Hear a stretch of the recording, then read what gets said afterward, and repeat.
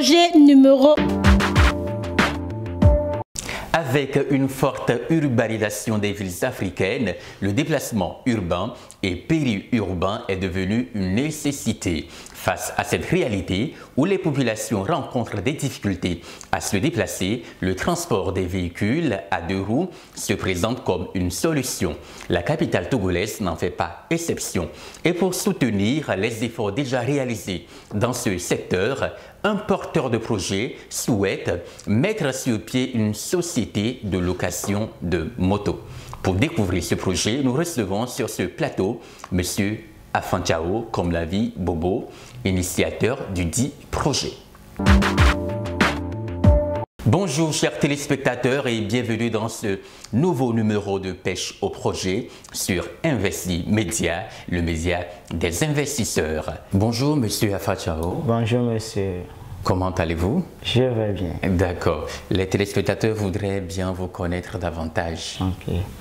Je réponds au nom de Afan-Tchao comme l'a dit Boris, étudiant à l'université en anglais depuis 2018. Et présentement, je suis en formation professionnelle en maintenance et électricité. Merci. D'accord. Vous êtes porteur d'un projet portant création d'une structure dénommée BEAM qui sera dédiée à la location de motos. Est-ce que vous pouvez nous expliquer davantage ce projet?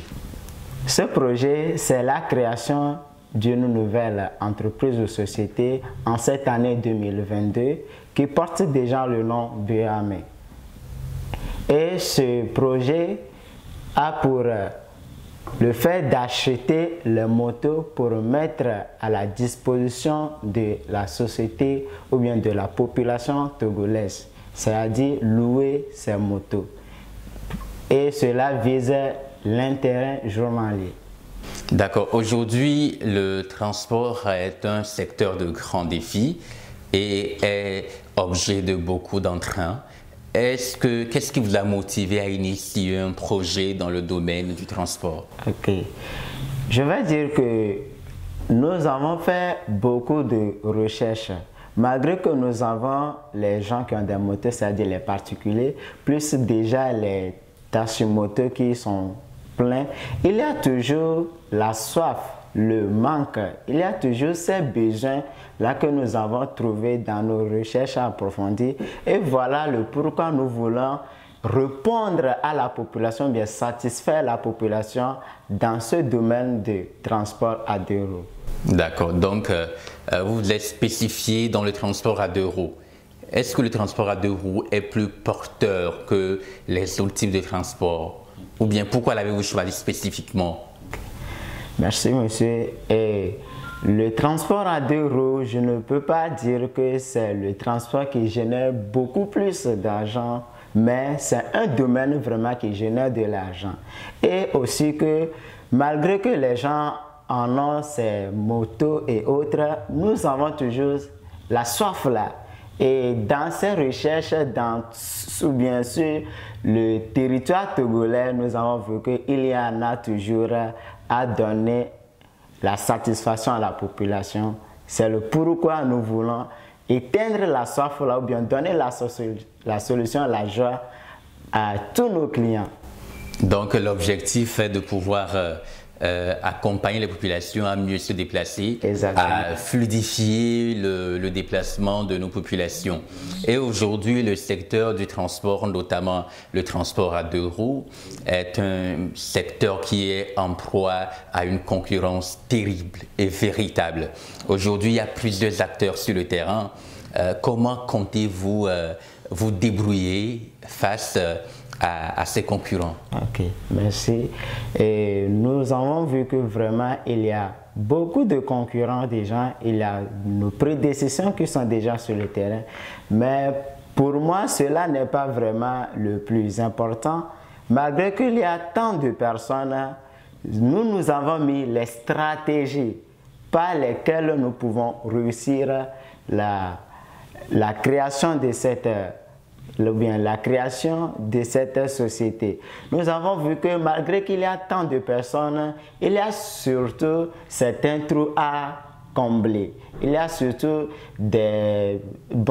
beaucoup de choses que nous avons vues et même dans les recherches, nous avons vu que vraiment les gens, même les particuliers qui en ont déjà, ils ont toujours cette soif-là. Donc, grâce à des solutions-là, nous voulons donner à la population la satisfaction. Donc, votre désir, c'est de pouvoir combler le vide qui existe en dépit de la présence des d'autres structures. Exactement.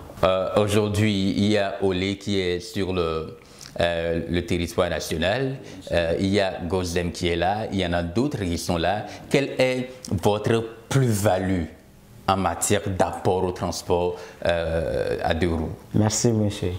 Et d'abord, nous avons vu le profit journalier, ce que les clients ou bien les sociétés d'avance là donnent, nous avons diminué les frais. Nous avons diminué les frais, que ce soit par mois ou bien par semaine. Nous avons vu ce cas-là qu'au moins l'argent qu'ils donnent, nous avons diminué cela. Et aussi, il y a certains... Diminuer quel argent? Et je vais dire que les frais, par exemple les frais journaliers que peut-être d'autres sociétés demandent. Que le locataire de la moto doit au bailleur de la moto. Exactement. Donc de nos côtés, nous avons pensé diminuer ces frais-là.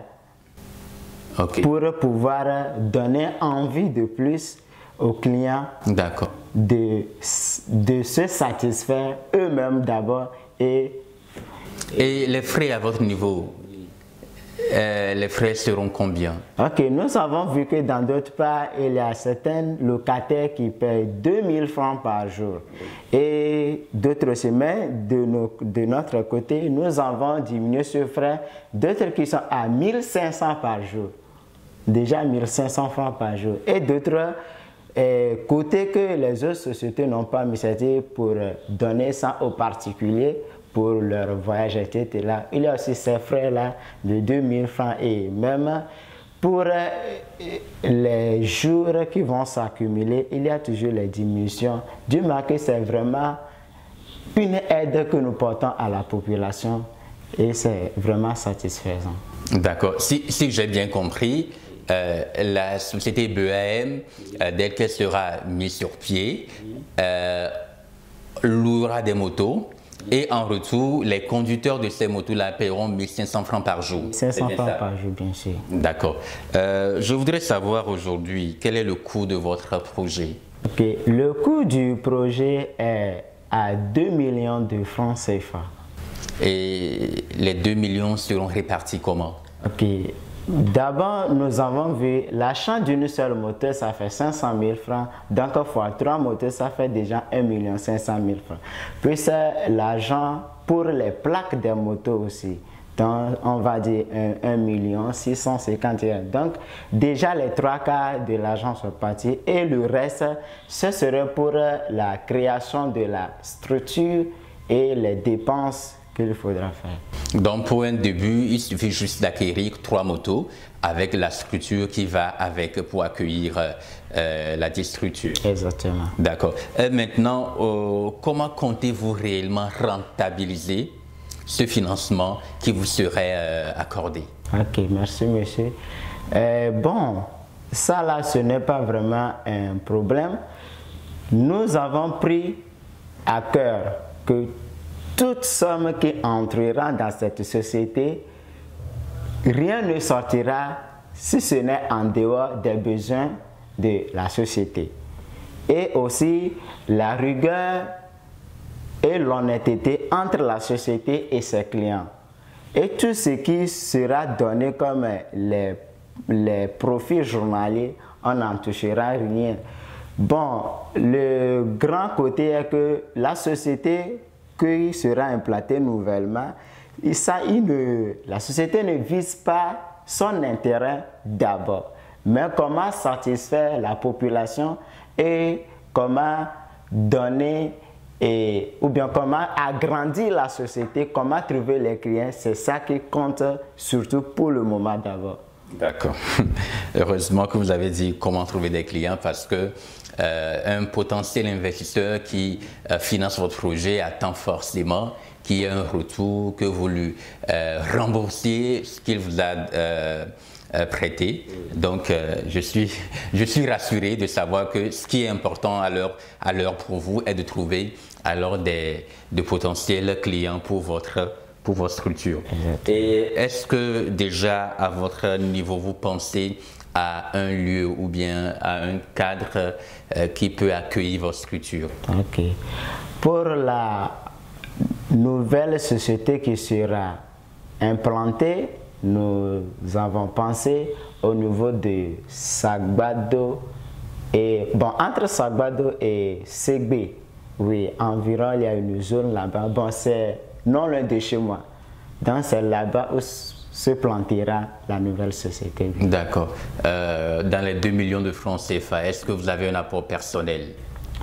Bon, je vais dire que concernant le financement, bien l'argent, je n'ai pas un apport à donner dans ce projet. Mais quand même, concernant les lieux ou quelques besoins, oui, il y a tout qui sont déjà prévus. D'accord. Et pour vous, quelle serait votre modalité de remboursement? Ok. J'avais prévu rembourser cet argent, c'est-à-dire le jour que je serai financé, après 3 mois de ce financement, je pourrais rembourser chaque mois ou chaque trimestre. Cela dépendra de la somme ou bien le profit qui sera, l'intérêt qui sera sur la somme. Ok, d'accord. Donc, grosso modo, 3 mois après réception du financement, vous serez à même de pouvoir payer chaque mois. Chaque mois. C'est bien ça? Bien sûr. D'accord. Très chers téléspectateurs, nous sommes dans l'émission Pêche au projet. Dès à présent, place à la page publicitaire. Vous aimez les sables fins, les brisées frais, le tout dans un environnement radieux où le son des vagues rime avec la tranquillité des lieux. Investi Diaspora vous propose un coin paradisiaque en bordure de mer pour construire un hôtel, un appartement ou un duplex de haut standing.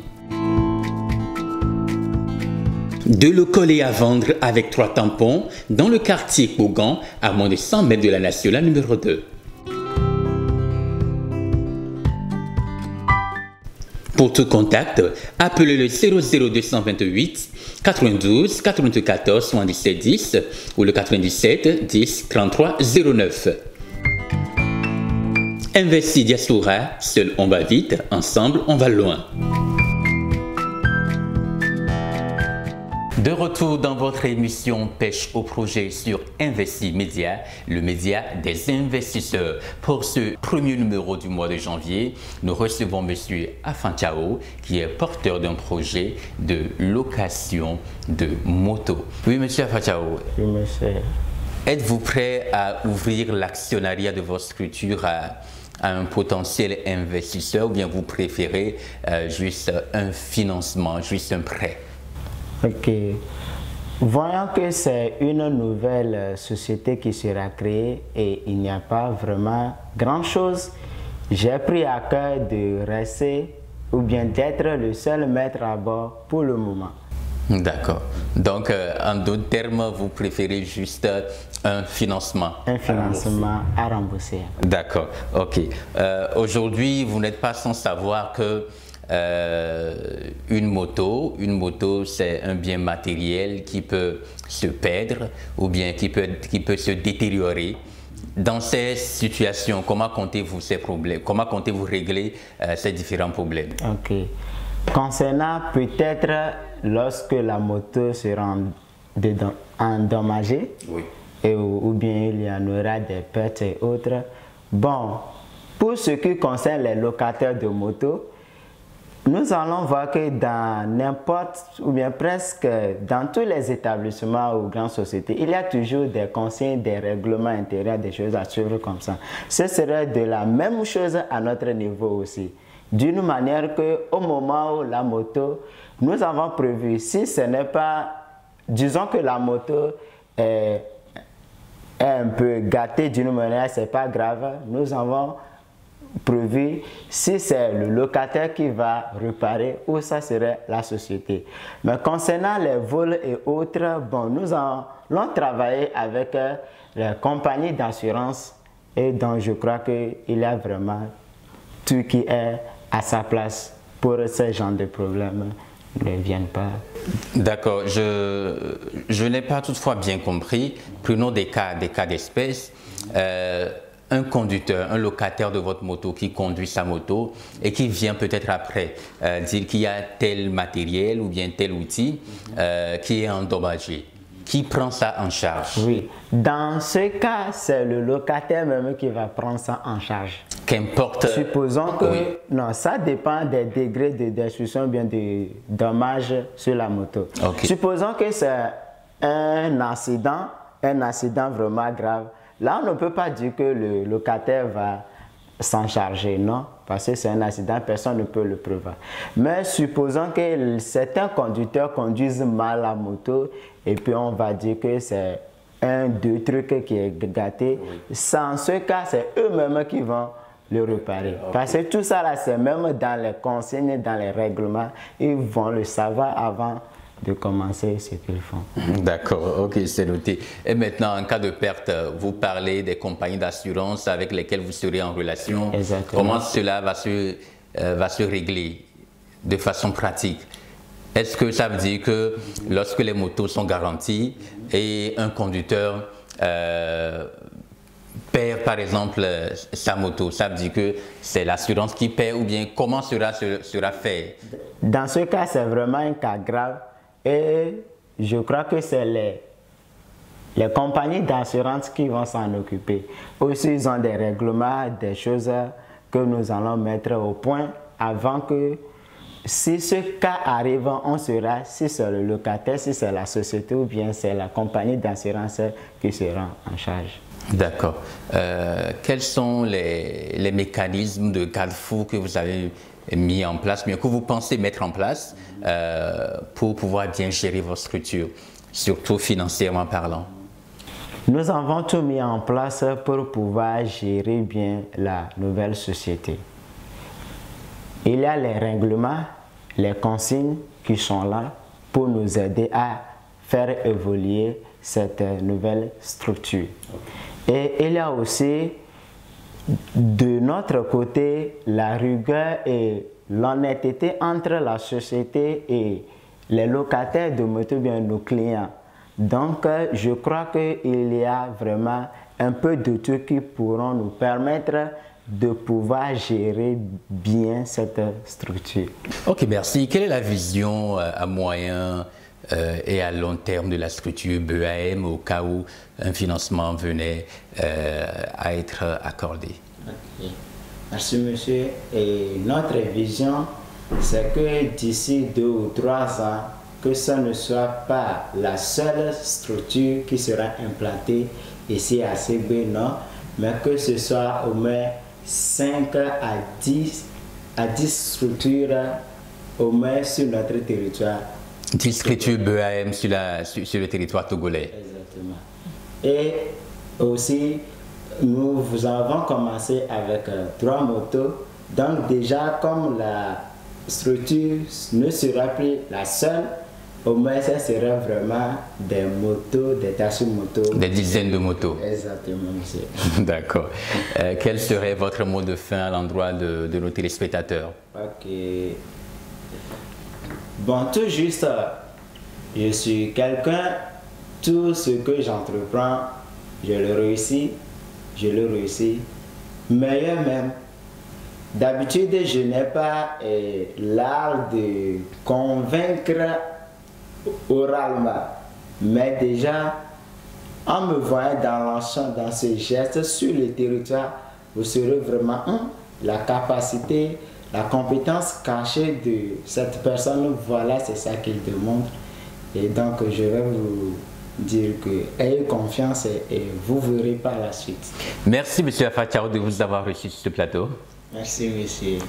C'est tout pour aujourd'hui, chers téléspectateurs. Merci pour votre aimable attention. Prière à toute personne intéressée par ce projet de contacter Investimedia via les numéros qui s'affichent sur votre écran. Nous vous donnons rendez-vous la semaine prochaine pour un tout nouveau numéro. D'ici là, portez-vous bien.